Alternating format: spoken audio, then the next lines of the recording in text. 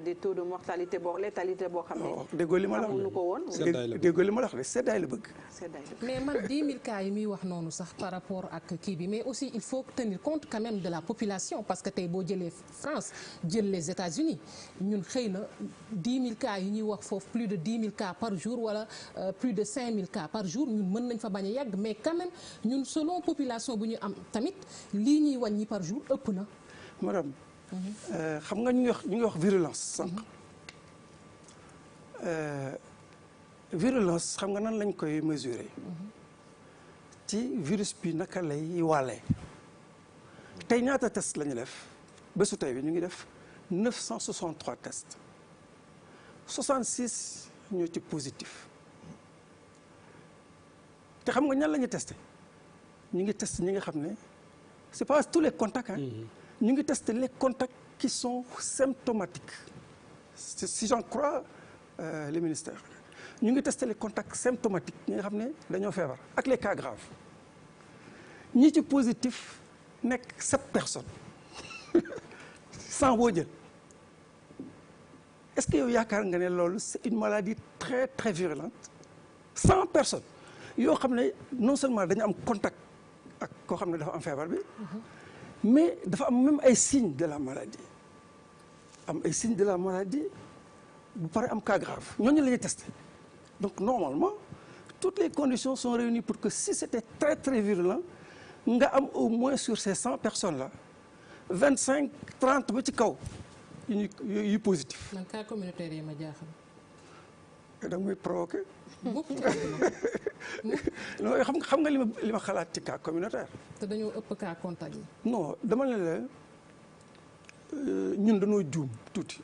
ci communication bi nga xam ne dañ ko doon def ci information yi ñu war a jox public. gis nga dama ne public li mu soxla pour xam en période d'épidémie bariwul. public dafa soxla nga wax ko feebar bi nu mu tëddee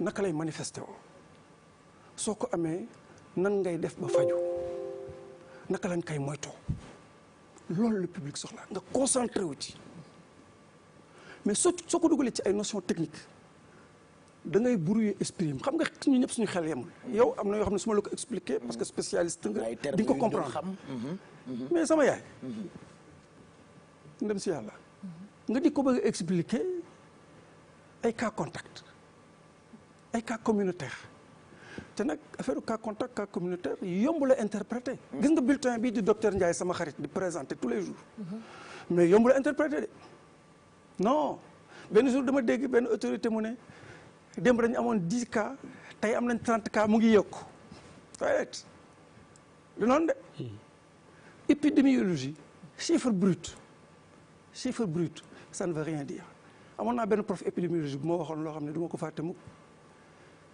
mu ne ma Moussa en épidémiologie quand on vous donne des chiffres oublie-les et calcule des pourcentages gis nga données yi ñu lay jox ma wax la leen del surveiller le taux de positivité gis nga taux de positivité bi moo lay jox indication ndax affaire bi mu ngi lawam déet man bés bu yeggee 20 maa njëkk a avalé.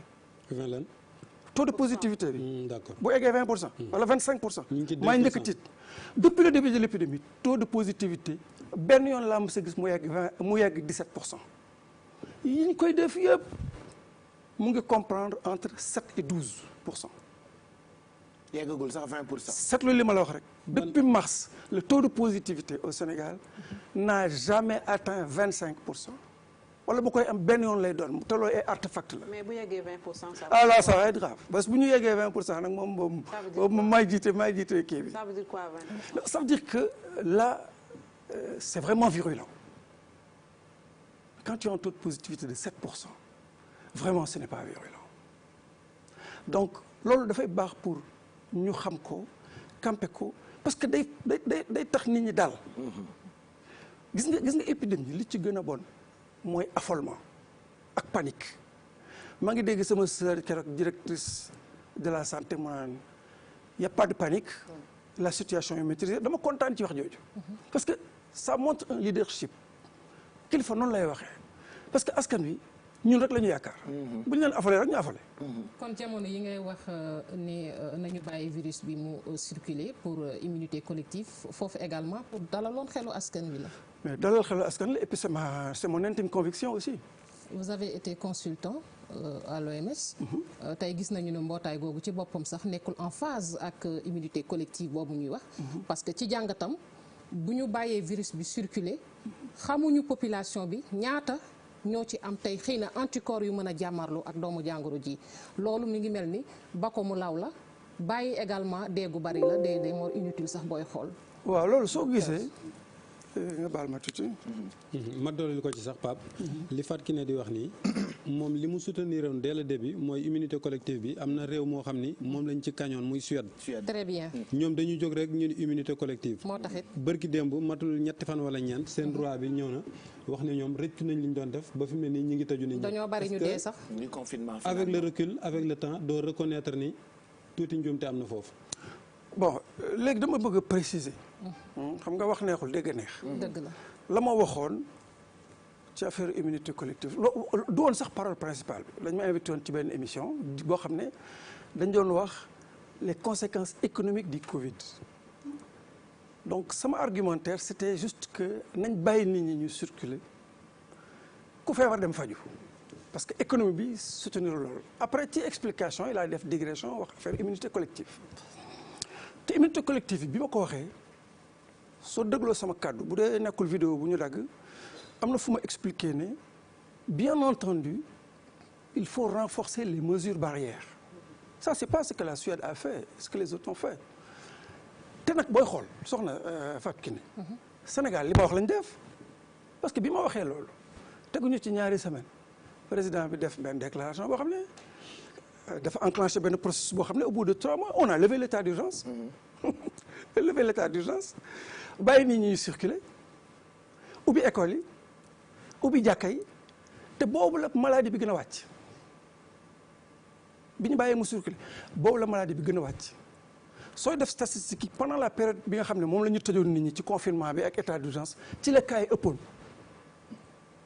mais kon docteur est-ce que kon mesures yi nga xam ne moom la ñuy jël di tiital nit ñi ba ñu bari sax dañu autoconfiné wu di tëj boîte de nuit nee nañu restaurant yi benn heure lay fonctionner te boo demee ci car rapide yi wala ci transport en commun yi gis ñu respecté wuñu les mesures barrières est-ce que au plan communicationnel aussi waruñu xoolaat ni ñuy xeexee la stratégie à mettre en place pour vraiment une efficacité de la lutte. mais tout à fait man un des points faibles vraiment il y a beaucoup de points forts dans la lutte contre le corona au Sénégal notamment l'engagement politique boo xool loolu c'est vraiment un point très fort sooy xool aussi bon le management au top niveau on peut dire qu'il est pas mal la prise en charge liggéey bi nga xam ne professeur Seydi ak ñoom professeur Bey ñu ngi koy def SAMU pour la prise en charge avec des taux de guérison extraordinaires loolu tam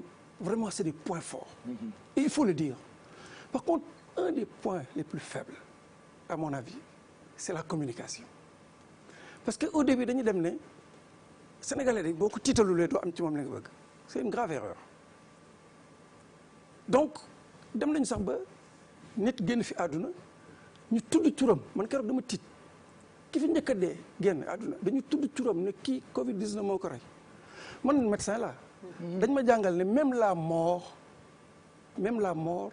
ne te délie pas du secret médical donc nit mënul ñëw génn àdduna ma xam ne lii moo ko rey même en cas d'épidémie may wax publiquement ne lii moo ko rey donc j'étais choqué bi ñu annoncé ne diw nangam moo ko rey parce que pour moi on n'avait pas besoin de ça mais xëy na ñu ko def dañ doon bëgg wax ne comme nit ñi gëmuñu ko suñ leen waxee ne personnalité bii loolu la am ba génn àdduna il faut que ñu tiital xëy na dina leen dimbale c'est une erreur nit ñi soxlawuñu loolu xam nga nit ñi Pape Cheikh man damay nekk docteur nga ñëw sama bureau ma ne la sumeekul nga sumeeku ma jël aiguille ni mu mettee ma jam la ko te doo wax dara léeg-léeg ma tëral la ci lal sampal la butéel bi xamoo loo ci nekk nga di ko muñ takkal la masque est-ce que dina ma të déedéet man mi am loolu man mi yàlla may loolu est-ce que mën na la takkal ma masque donc y a un problème affaire bi dañ ko bàyyiwul ak docteur yi bu nu bàyyi woon docteur yi ñu jiitu takk bëy yi sax dañuy takk masque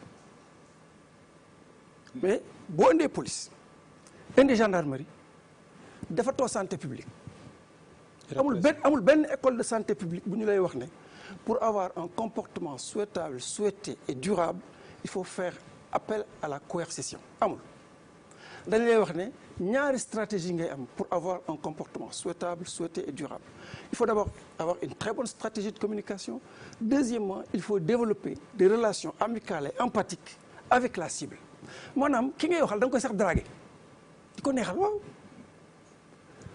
dañ ma may 100 moustiquaires en 2000 ma nekk médecin de district Popenguine 100 moustiquaires sama benn mag ndeysaan docteur Samb ku nekk liggéey OMS moo ma may 100 moustiquaires pour jàppale ma nekk médecin de district Popenguine may wut ku ma jox 100 moustiquaires yi aw ma ko kenn bugg ko jinax yi mujj di ko lekk. dañ ko xamul woon wala. déglu ma rek maa ngi ñëw.